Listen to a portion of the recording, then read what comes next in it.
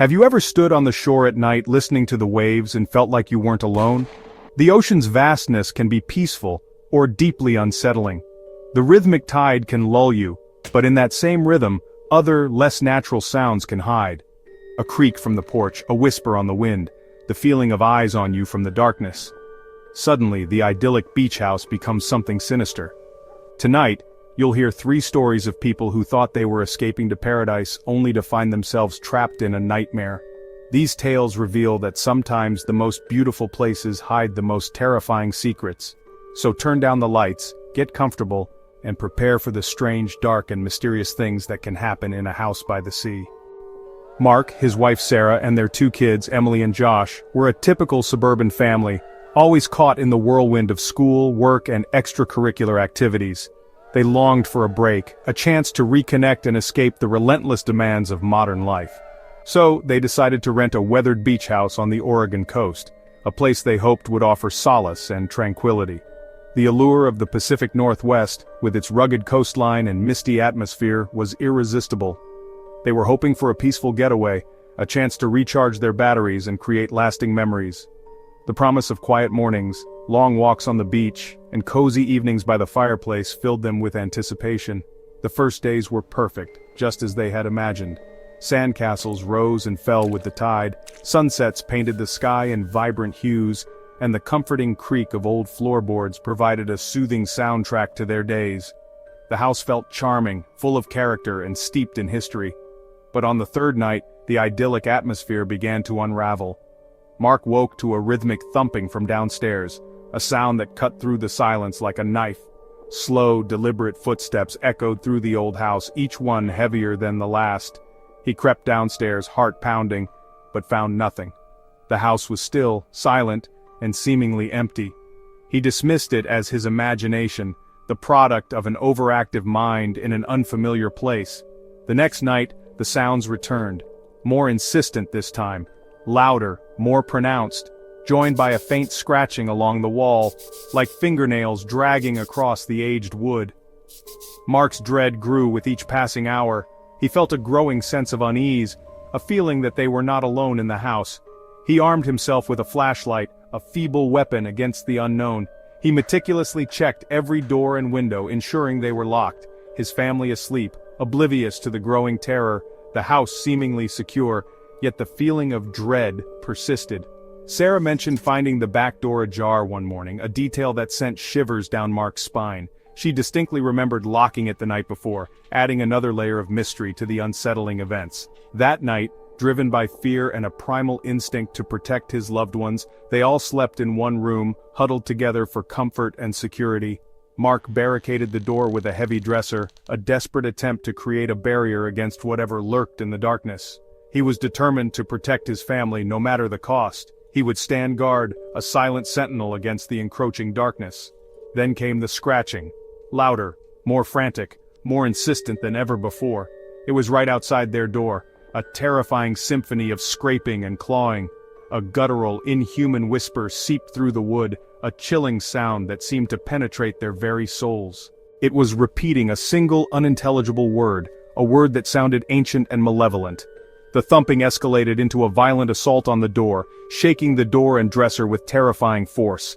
The barricade groaned under the pressure, threatening to give way at any moment. Mark's children cried, their innocent faces contorted with fear. He knew they had to escape, that staying in the room was a death sentence. Their only way out was the window, which led onto the porch roof, a precarious escape route in the dead of night. Mark helped his family out the window, one by one, his heart pounding with each movement. Then they scrambled down to the sand, their bare feet sinking into the cold, damp ground. They ran to their car, their breath misting in the cold air, never looking back at the house that had become a nightmare. As they sped away from the beach house, leaving the darkness behind, Mark glanced in the rearview mirror, a fleeting moment of curiosity mixed with lingering fear. He saw a gaunt, shadowy figure standing on the porch, its form barely visible in the darkness.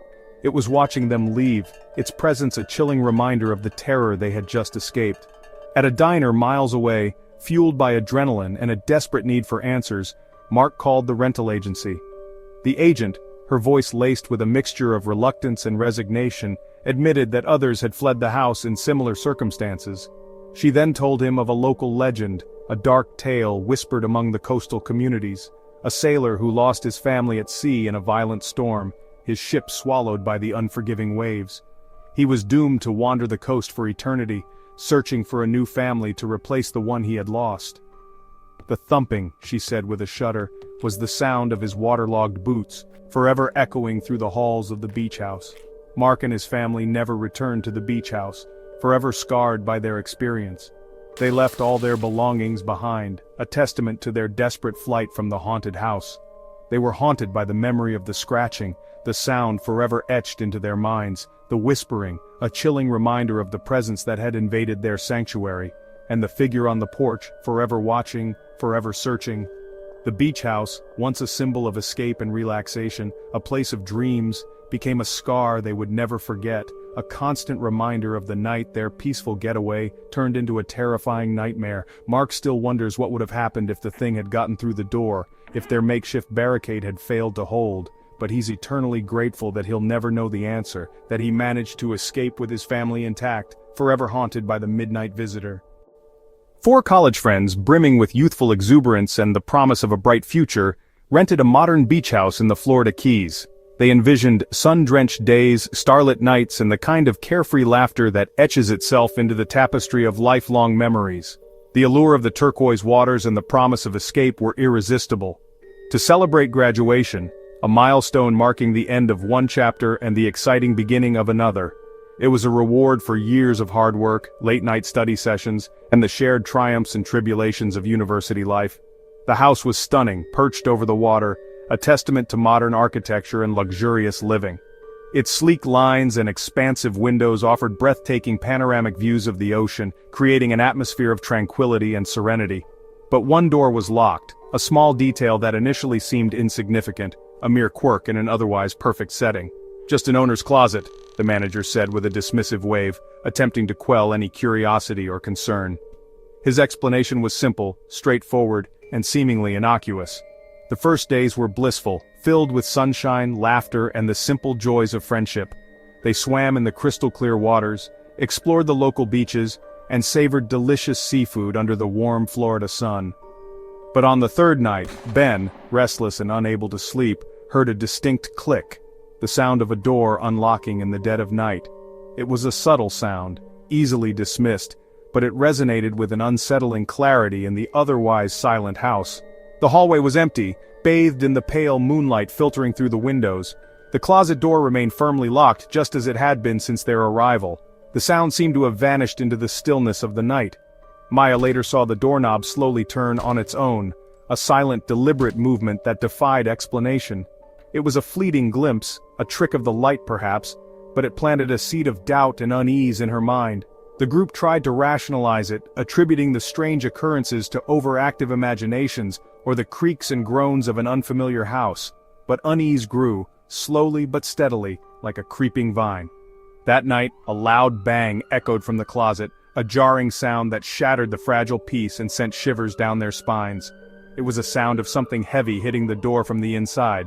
Liam, the bravest of the group, cautiously checked. Nothing there, no sign of forced entry or any logical explanation for the noise. The hallway remained silent and still, but the door was unnaturally cold to the touch, radiating a chilling presence that defied the warm tropical air. It was as if the door itself was emanating a coldness that seeped into their bones. Later, Chloe, while reading in her room, heard faint, old-fashioned music from behind the door, a delicate melody that seemed to drift through the walls. It was a tune she couldn't quite place, a relic from a bygone era. The friends pressed their ears to it, their hearts pounding in their chests, straining to decipher the source and meaning of the haunting melody. Listening to a haunting melody that stopped abruptly, leaving an unsettling silence in its wake. The abrupt cessation of the music only amplified the mystery and the growing sense of dread. Desperate for answers and driven by a mixture of fear and morbid curiosity, Ben slid his phone under the door to record, hoping to capture some evidence, some explanation for the strange occurrences. The footage revealed a bare concrete room, devoid of any furniture or personal belongings, a stark and unsettling emptiness, with a rocking chair moving on its own, swaying back and forth in a slow, deliberate rhythm, as if occupied by an unseen presence. Suddenly the doorknob rattled violently, shaking back and forth with an unnatural force, followed by desperate banging from inside, a frantic and terrifying assault on the door that sent chills down their spines. The friends panicked, their carefully constructed facade of bravery crumbling under the weight of the inexplicable events, huddling together for comfort and protection until dawn. At sunrise they fled, abandoning their dream vacation in a desperate attempt to escape the growing terror, leaving their belongings behind, a testament to the fear that had gripped them. Liam, glancing back one last time, a sense of dread washing over him, saw the closet door wide open, revealing only darkness, a gaping void that seemed to swallow the light. Later, the rental agent, after much prodding, revealed the house's tragic history, a dark secret that had been carefully concealed. The original owner's daughter, a young girl with a bright spirit, had been kept locked in that room for years, hidden away from the world. Vanished without a trace, leaving behind only whispers and unanswered questions. Since then, renters reported strange phenomena centered on the closet, a recurring pattern of unexplained noises, chilling temperatures, and unsettling visions. The friends never learned what haunted that room, what tormented spirit lingered within its walls, but the memory of the rocking chair moving on its own, and the frantic banging haunted their nightmares for years, a constant reminder of the terror they had experienced. Their dream trip became a chilling reminder, a dark stain on their collective memory, that even the most beautiful places can hide desperate, lingering sorrows, and that some doors are best left unopened. Nestled along the rugged Maine coastline where the sea crashes against the ancient rocks, stood a weathered cottage. Clara inherited this secluded retreat from her beloved grandmother, a woman whose life was as intertwined with the sea as the roots of the pines clinging to the cliffs. It was more than just a house, it was a repository of childhood memories, filled with the scent of salt air and the echoes of laughter long past. But the cottage held more than just happy recollections. As Clara would soon discover, it was also a place of lingering sorrow, a vessel containing secrets carried on the whispering tides. Seeking solace from a recent heartbreak and a need to reconnect with her past, Clara decided to spend a quiet weekend there alone. She hoped the familiar surroundings would soothe her troubled spirit. The first day unfolded with a deceptive peace. The sun shone brightly, the waves gently lapped against the shore, and the air was filled with the cries of seagulls. But as the sun dipped below the horizon, painting the sky in hues of orange and purple before surrendering to the darkness, the atmosphere within the cottage began to subtly shift. An unsettling feeling crept in, a sense of being watched. She heard faint whispers, barely audible at first. At first she dismissed them as the sound of the wind whistling through the ancient pines surrounding the cottage, or the rhythmic rush of waves against the rocky shore. But as the night deepened, the whispers grew clearer, more distinct, until they became unmistakably a woman's voice, soft and mournful, calling her name from the shadows. Terrified and unnerved, Clara spent the remainder of the night wide awake, every creak of the house, every rustle of leaves outside the window amplifying her fear. She couldn't shake the feeling that she was being watched by unseen eyes. The next day, determined to find a rational explanation for the previous night's events, she began exploring the cottage. In the back of her grandmother's closet, tucked away beneath a pile of old linens, she discovered a locked wooden box. The closet itself seemed to hold its breath, filled with the musty scent of forgotten memories and the weight of untold stories. After managing to pry it open, she found inside a collection of old letters, their paper yellowed with age and their ink faded with time. Alongside the letters was a faded photograph, its edges softened by years of handling. It depicted a sad-eyed woman standing on the very beach outside the cottage. As Clara began to decipher the delicate cursive writing in the letters, a tragic story began to unfold. The letters spoke of Alara, a young local girl who, according to the letters, possessed a unique sensitivity. She claimed to hear voices carried on the tide, whispers from the sea that spoke of forgotten sorrows and unfulfilled dreams. Then, one stormy night, Alara vanished into the sea, leaving behind only unanswered questions and a lingering sense of mystery. The villagers whispered that even after her disappearance they could still hear her voice on the wind, a mournful echo carried on the coastal breeze. These whispers were said to be especially strong during high tide, when the ocean's power was at its peak. That night, as the tide reached its zenith, the whispering within the cottage intensified, growing louder and more insistent. It filled every corner of the room with sorrowful phrases, fragments of a life lost too soon. "So cold," the voice seemed to lament, a chilling reminder of the icy depths of the sea. "Where did you go?" it pleaded, a desperate cry for connection across the boundaries of life and death. "Listen to the water," it urged, as if the ocean itself held the key to understanding. As Clara listened to the mournful cries, she began to realize that this was not a malicious haunting, not a vengeful spirit seeking to cause harm. Instead, it was a spirit trapped in grief, a soul yearning for release. Summoning all her courage, Clara made her way down to the beach, the sand cold beneath her bare feet. Standing at the edge of the water, she spoke to the unseen presence, her voice clear and strong against the roar of the ocean. "I'm here, I'm listening," she said, offering solace to the restless spirit. For a moment the whispers swelled, reaching a crescendo of sorrow, then slowly, gradually they faded away, like the tide receding from the shore. The oppressive atmosphere lifted, replaced by a profound sense of peace, a stillness that settled over the cottage and the surrounding landscape. The next morning Clara carefully buried the faded photograph and the old letters. She chose a spot beneath a windswept pine tree overlooking the cove where Alara had last been seen. In doing so, she was giving Alara a final peaceful resting place, a tangible acknowledgement of her existence and her sorrow. From that day forward, Clara never heard the whispers again. The cottage felt different, lighter, filled with a sense of quiet serenity. It was as if a long-held sorrow had finally been acknowledged, releasing its grip on the land and allowing peace to take root. Clara's story serves as a poignant reminder that not all ghosts are malevolent entities seeking to scare us. Sometimes they are simply lost souls, yearning to be heard, seeking solace and understanding in a world that has forgotten them. D. The line between sanctuary and prison can be as thin as a pane of glass looking out onto a dark sea. For Mark, a midnight visitor turned paradise into terror. For Liam and his friends, a locked door hid a desperate secret. For Clara, the whispers on the tide were echoes of a tragedy longing for peace.